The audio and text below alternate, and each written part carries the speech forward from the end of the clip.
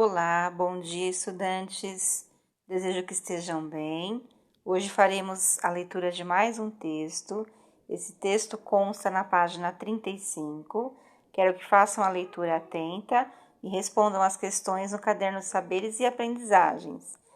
As questões encontramos na página 36. Qualquer dúvida, estou por aqui até às 11h50. Vamos abrir o caderno Trilhas e Aprendizagens?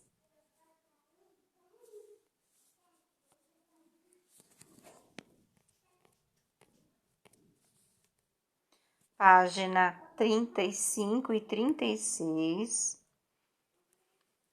Essa parte da atividade vai retomar as questões de análise, metodologia, ainda relacionadas às atitudes da personagem Frankenstein de Mary Shelley. As atitudes da personagem de Mary Shelley não estiveram apenas na ficção. Na verdade, durante muito tempo, as pesquisas científicas eram realizadas sem uma discussão ética que envolvesse aquilo que pode ou não pode ser feito quando se trata de investigação. Uma reação a essas atitudes científicas foi a criação de algumas leis que exigissem dos grandes centros de pesquisas, como as universidades, o mínimo de rigor ético e, para tanto, foram criados comitês, legislações e outras normativas que dessem conta de minimizar os estragos que, em nome da ciência, são verdadeiros problemas sociais.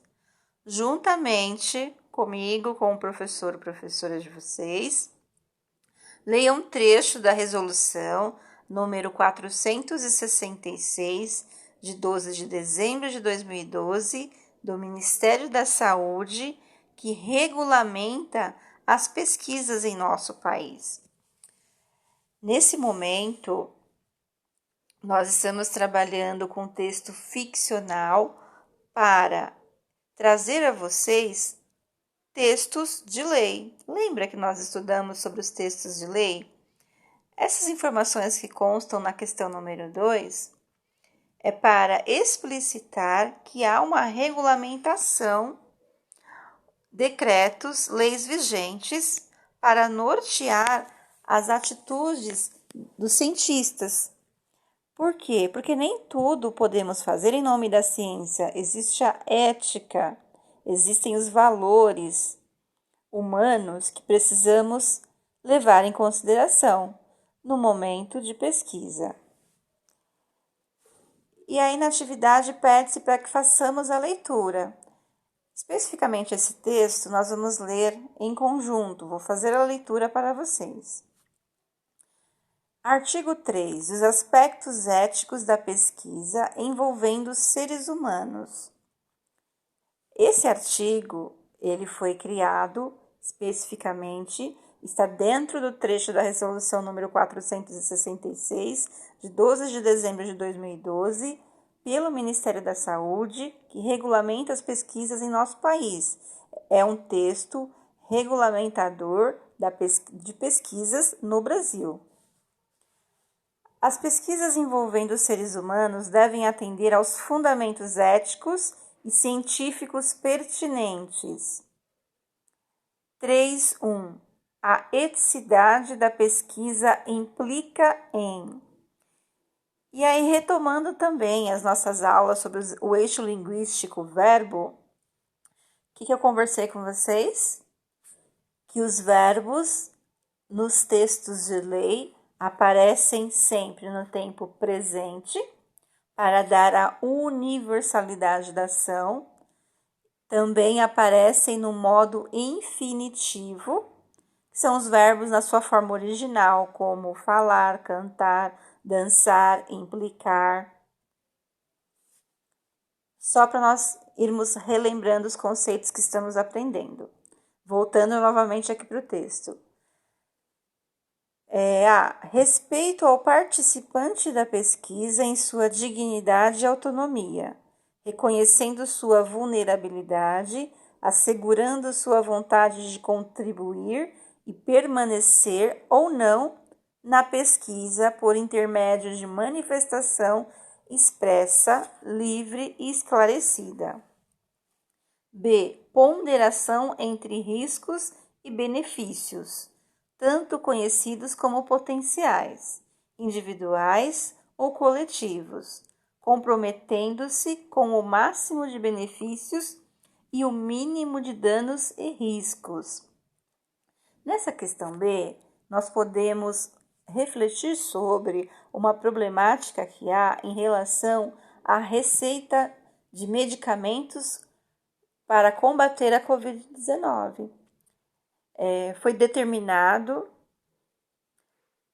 pela Organização Mundial da Saúde que remédios como ivermectina, como a hidroxicloroquina, não é para ser usado em casos de Covid devido a haver uma pesquisa que comprove a ineficácia do uso desses remédios nos pacientes de Covid, que esses remédios eles não determinam cura.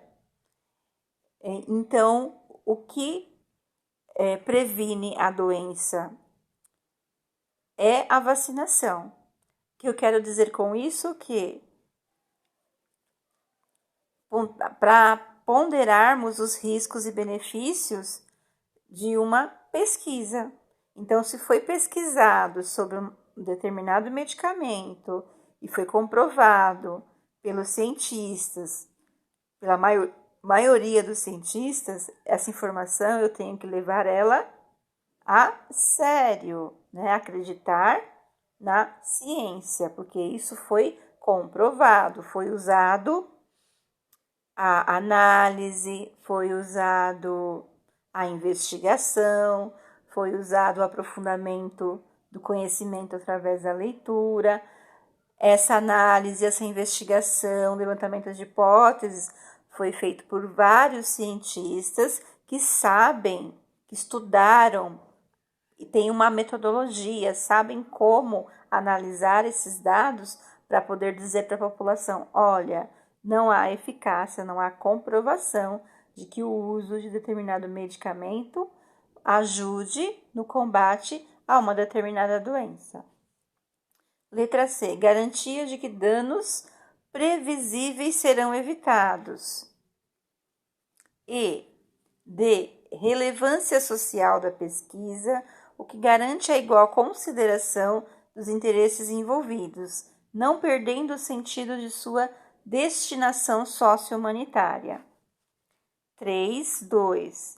As pesquisas em qualquer área do conhecimento envolvendo os seres humanos deverão observar a seguinte exigência. Letra A. Obter consentimento livre e esclarecido do participante da pesquisa e ou seu representante legal, inclusive nos casos das pesquisas que, por sua natureza, impliquem justificadamente em consentimento a posteriori, em consentimento posterior. E isso nós podemos refletir sobre a questão de, no momento de convalescência de um doente, vamos pegar aqui a Covid-19 como exemplo, ter que assinar um termo de responsabilidade relacionado ao uso desses medicamentos que já foram feitas as pesquisas e comprovado que não tem eficácia. Então, se ele quer que aplique aquela medicação, pode ser aplicada, desde que ele assuma os riscos daquele uso, uma vez que toda a equipe cientista, em sua maioria, não assume os riscos pelo seu uso. E aí na página 36, nós temos as questões de interpretação e reflexão sobre o texto que eu acabei de ler, sobre esse texto de lei dos aspectos éticos da pesquisa envolvendo os seres humanos. Após a leitura do texto, responda as perguntas. Letra A. Explique com suas palavras, o que seria ética em pesquisas que envolvem seres humanos? O que é a ética voltada a pesquisas que envolvem seres humanos? Letra B. Do ponto de vista dessa resolução brasileira, a personagem Victor Frankenstein teria sido ético em seus experimentos? Por quê? A partir da leitura do texto ficcional do romance Victor Frankenstein e a partir da leitura dessa resolução, você acredita que o Victor Frankenstein foi ético em seus experimentos? Se sim, explique o porquê. Se não, explique o porquê. Letra C. Diante das exigências para pesquisas envolvendo seres humanos, constantes na Resolução número 466, de 12 de dezembro de 2012, o que Victor Frankenstein estaria impedido de praticar em suas investigações? Com base no que foi praticado por Victor Frankenstein, o que ele estaria impedido de praticar a partir das resoluções número 466? Cite alguns exemplos. Se necessário, retorne ao primeiro capítulo do romance que lemos há um tempo.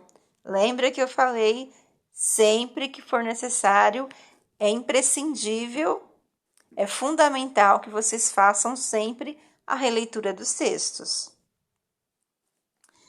E letra D, última questão da aula. Você, estudante, discorda de algumas exigências da resolução número 466, de 12 de dezembro de 2012? Explique. Professora, eu não discordo. Mesmo não discordando, você vai explicar. Não discordo. Por quê? Ou discordo por quê? Explique. E a nossa aula vai ficando por aqui. Quero que fiquem bem, desejo que fiquem bem. Recebam aí o meu carinho, o meu abraço virtual e até mais.